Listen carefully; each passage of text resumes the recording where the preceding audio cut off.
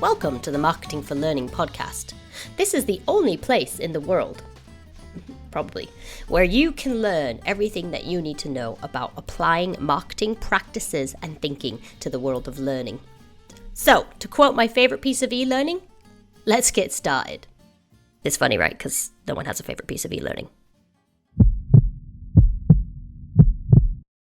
Hi guys, and welcome back to the Marketing for Learning podcast.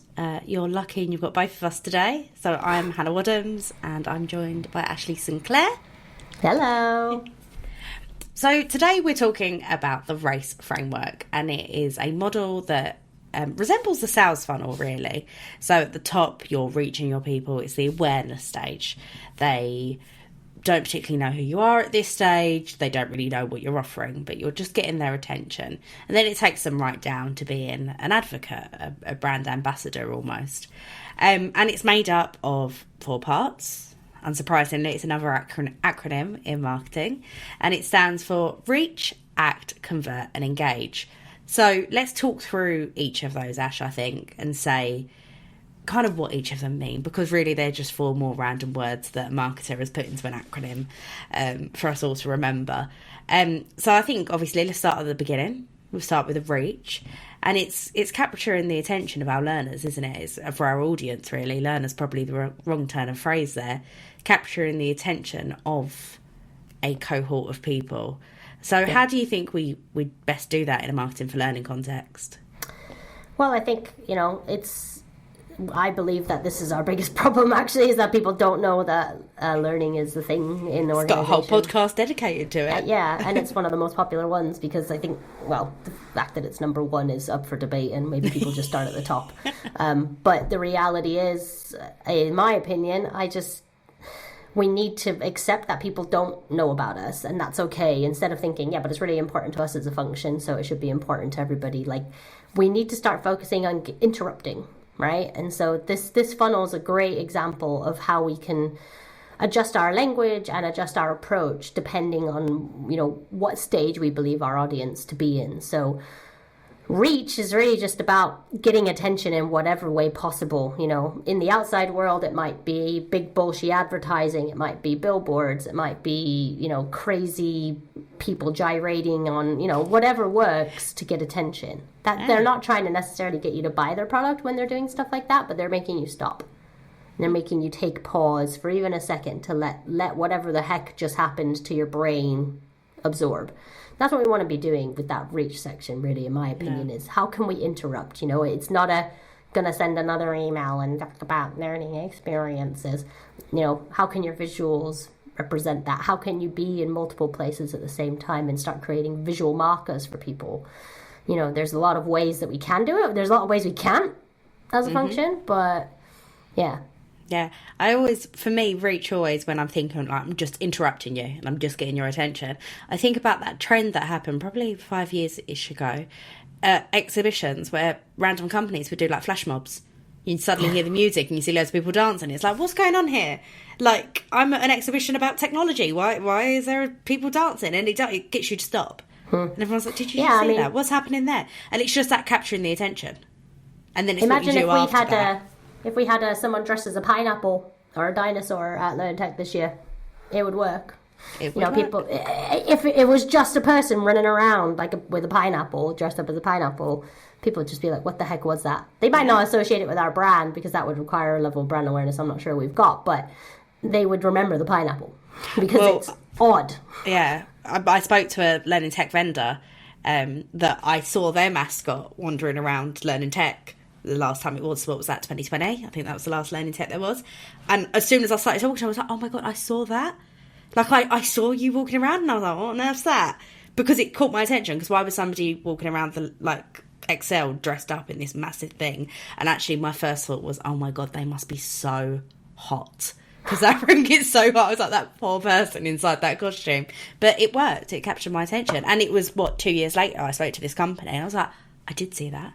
Yeah. So they caught my attention. The weakness there is that you've got the visual cue, but there's no link to the business. Connection. So if that would work in and of itself, if you then had other things, other visual cues that then alluded back to that first experience. That first experience has got the attention, and then I guess that takes us nicely onto the next stages of the funnel where, you know, we're trying to get people to take action, do something. Yeah. You've got their attention. It's going to be a dwindling time. So, you know, carpe diem, make hay when the sun's shining and all that. What do we do to make them act? What are we trying to do? You know, do we change our language? How does that change? Oh, I think it's absolutely that. I think it goes from the, look, we're here, to do this. It goes to the, come and see this. It's not, at this stage, we're not telling them to go to the LMS. We're not telling them to log in here. We're not telling them to sign up now. It's come and learn more. We've got your attention now. Bit. Yeah. Now come and find out a bit more. Are you interested? Have we piqued your interest? Come and find out what we're talking about here. Using FOMO. I love FOMO. Like, other people are doing this, aren't you? Or, you know, like, I think this is the area where triggering emotions is really important. It's, you know, it's probably like you've got their attention, and yes, maybe you've triggered some emotions with that, but this bit where you really want someone to do something, they've got to buy into it. They've got to connect with it for whatever reason, even if it's because they think they're going to get something good out of it. There's still emotional drivers that are around gratification, fulfillment, whatever. So, you know, that I think make sure the ACT section is really associated with that. What's in it for me, triggering emotions, that side of things. Absolutely. And I think FOMO is a great one to tap into. And it goes back to, I know we spoke about it. I think we spoke about it on another podcast. Often people try to avoid the negative emotions, and actually it's jealousy you're provoking then. That is a negative emotion, but it's a great one to tap into as a marketer. Yeah. I think it's a real shame. Avoided. Like, I said that in the podcast though, like there's so much there to be used. Like you've got to get the settings right and get the tone right, but you know, and like the other side of the coin, joy of missing out, JOMO, I like that too. Like, you know, like the quiet serendipity of staying home instead of going out to the frenetic nightclubs. Like, you know, there's a lot there that we need to make sure that we're using as part of that framework, I think, and especially on that second step, that ACT phase. And then it's only then, once you've kind of got those emotions and you've got people a bit more, they're I don't want to use the word aware because that's obviously where reach is, but they know what you're doing. They understand what you're doing.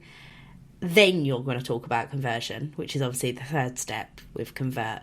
You then want them to actually do something like log into the platform, sign up for the training course or the webinar, or to do something that they're at. It's a committal stage, really. It's saying like, no, look, I'm really interested. It's what we would call like the middle of the funnel in a marketing sense, because that they're giving you an indication that, you know what, I am interested in what you're doing here, or what you're selling here, or whatever you're offering. I'm committing to this. I'm interested. I'm not going to give you my money or my time right now, but I'm very much interested. And that's where we are with the Convert stage. So it's like somebody logging into the learning platform, but they've not taken a course yet. They're lurking.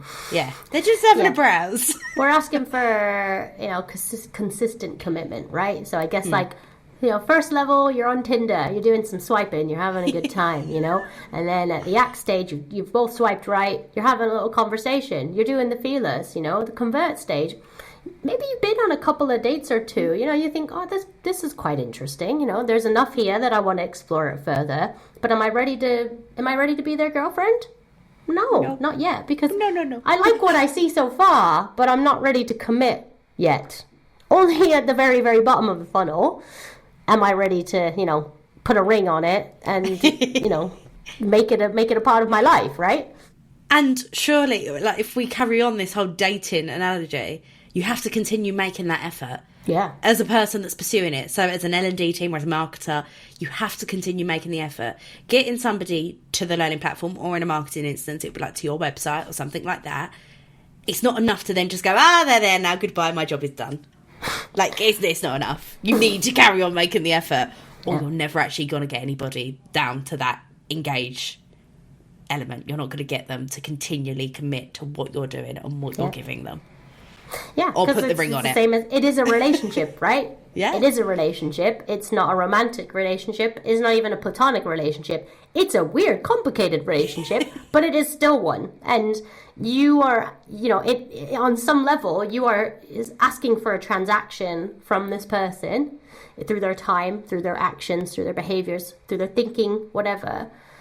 If you're not giving them benefits, if they're not getting some level of reciprocity back from you, they're not going to continue with that relationship. They're going to ghost you, and they're going to go and put their energy somewhere else where they're going to get something back. This dating analogy worked great. It is a great example, a really great example. And so you don't want somebody to ghost you. So you've got to continue putting that effort in. And then when they're like absolutely madly in love with you, they're engaged and they're walking around telling all their friends how amazing you are. And there's the end Exactly. of it. You want and the then engagement. Suddenly, your learners are doing your marketing for you, because that word of mouth piece, that engaged bit, once they're actually getting some benefits, like, every business has a cohort of hyper engaged learners, as far as I can see.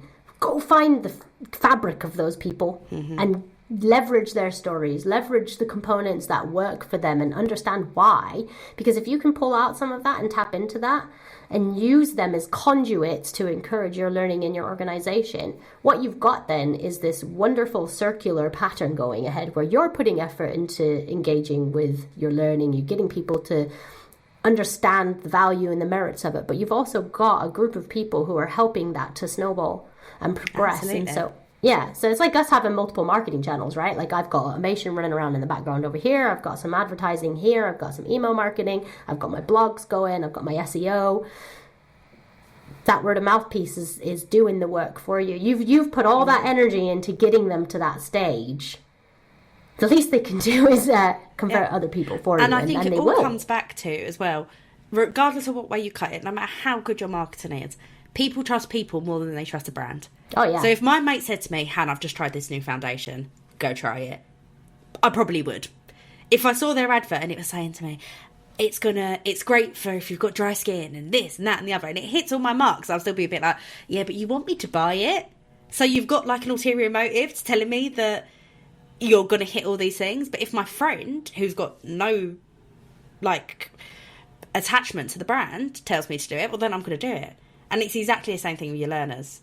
Because But your friend might have attachment to the brand. I mean, I think we should do a conversation about branding at some point, but they don't know that. yeah, no, exactly. And they're not going to benefit out of it financially, are they? No, it's no, like no. us with the we always say about the Remarkables, the notebooks we use.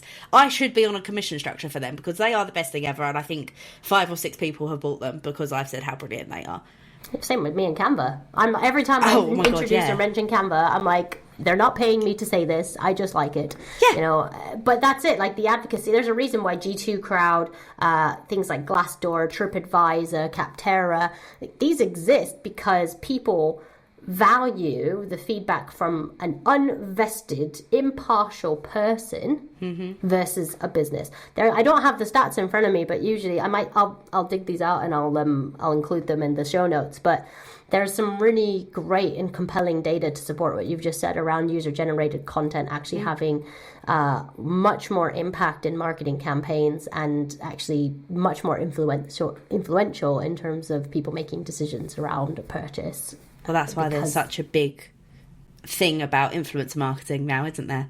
I think there's so much about user-generated content and influence that I think it should be a podcast in itself, don't you, Ash? Yep. I think that's add it our to the cue list. to add it to the list of 50,000 things that we want to talk to everybody about. So, Han, if I was someone in L&D right now and I okay, this is interesting. I want to put a sales funnel on my learners and apply that and look at how that framework would work from a journey, like a buyer's journey perspective. Where do I start? Can I just literally do it today, or do I need to do some reading? What would you suggest? Oh, I'd absolutely do it today. Start now. Take action. Do it yesterday. Yes. We'll make sure that we include the actual model in the show notes, because I think actually seeing the funnel, I love a podcast, but I think sometimes seeing things makes it a lot easier. So we'll make sure that we include the funnel in the show notes for you guys. But I think really, as we said in the beginning of the podcast, find the cohort of learners you're talking to, because if you've got a massive cohort, it's not going to target all of them. Pick out that persona and then work through the stages. Think about what's going to resonate with them, where they hang out. I know we spoke about that in the 4Ps podcast. Where are they going to be? How are you going to reach them? And then think about what's going to resonate with them, their emotional drivers, and what really hits them when you're working your way down the funnel.